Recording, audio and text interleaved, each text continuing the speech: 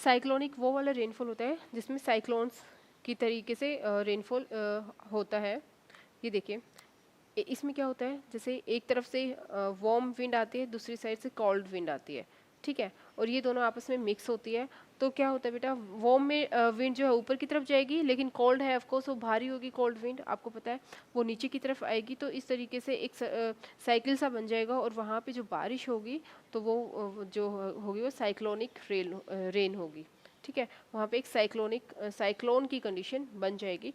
Warm air है, अपने साथ में क्या है, वेपर्स लेके जाएंगी ऊपर, वो जाके ठंडा हो जाएंगे, ठंडे हो जाएंगे तो क्या होगा, रेनफॉल होगा। और एक साइड से कोल्ड एयर जो है आ रही है, इस तरीके से ये।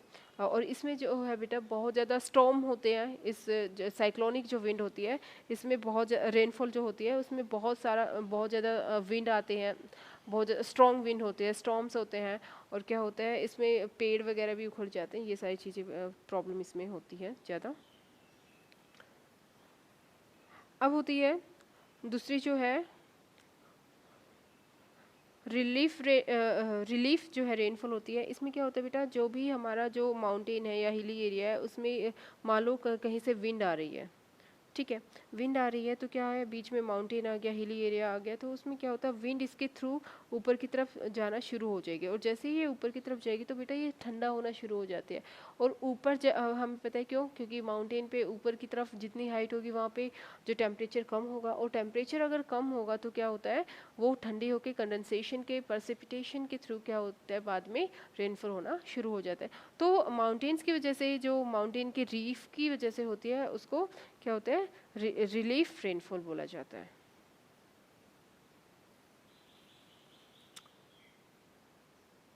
इसके बाद एक और जो विंड होती है वो उसको हम बोलते हैं कन्वेंशनल रेनफॉल। कन्वेंशनल रेनफॉल क्या होता है, जिसमें सिंपल वे में हमारी होती है। देखो इसमें जो है जो वाटर वेपर्स है नीचे से ऊपर की तरफ जा रहे हैं, ठीक है, गर्म होके, और ऊपर क्या होता है बेटा, वो कंडेंसेशन उनका हो जाता है। और जैसे ही कंडेंसेशन होता है, प्रेसिपिटेशन होता है, तो एज अ रेनफॉल वहाँ पे नीचे ड्रॉपलेट्स के वे में आ जाते हैं। इसको कन्वेंशनल रेनफॉल बोलते हैं। इस तरीके से हमारी 3 टाइप्स की जो है रेनफॉल होती है। ये इसमें आपको क्या करना है, तीनों टाइप की रेनफॉल्स की पिक बनानी है, ये ड्रॉ करना है आपको, ठीक है, टाइप ऑफ रेनफॉल्स ये करना है और फिर इसको लिखना है। अब एक डू यू नो से रिलेटेड फैक्ट है। इसमें बेटा क्या है, इसमें ये बताया है कि हम जो स्टैंडर्ड यूनिट है किसकी टेम्परेचर को मेज़र करने की, वो है डिग्री सेल्सियस।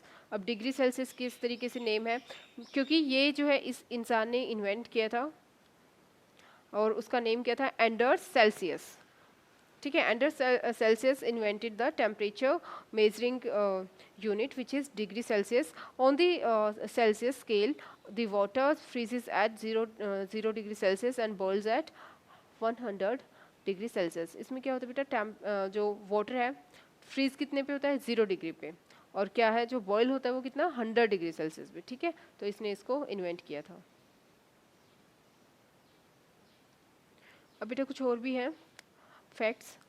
जो मून होता है बेटा, मून पे हमें पता है एयर नहीं है, तो एयर नहीं है तो एयर प्रेशर भी नहीं होगा। और हमने बताया था कि हमारी बॉडी के अंदर हमारा जो ब्लड है वो भी एयर प्रेशर का ही काम करता है। और हमारे बॉडी के अंदर का और हमारे बाहर का जो temperature, sorry, air pressure equal होता है, इसलिए हमें कोई प्रॉब्लम नहीं होती है। लेकिन जो एस्ट्रोनॉट्स होते हैं बेटा, वो क्या करते हैं, एक स्पेशल टाइप का सूट पहनते हैं, ठीक है।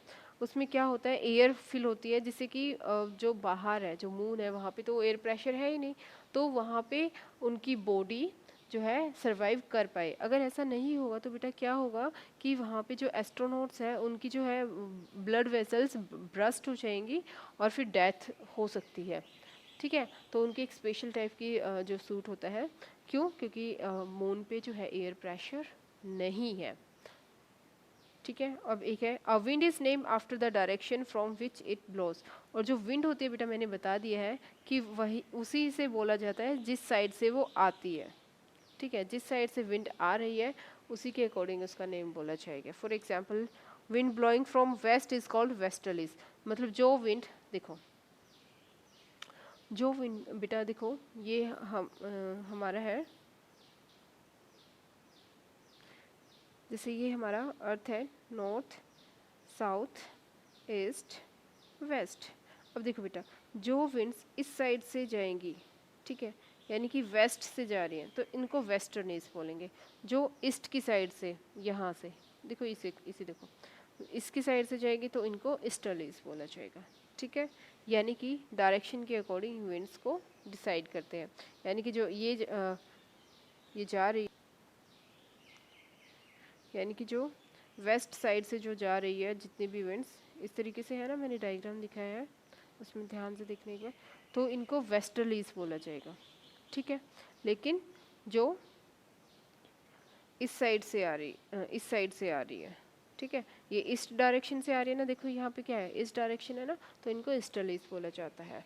नॉर्थ की और सदर्न की हम नहीं बोलते हैं, सिर्फ ईस्टर्लीज और वेस्टर्लीज बोला जाता है। हायर क्लासेस में आप इनको और भी क्लासिफिकेशन इनके पढ़ लेंगे। ठीक है, so class this was all about today's class.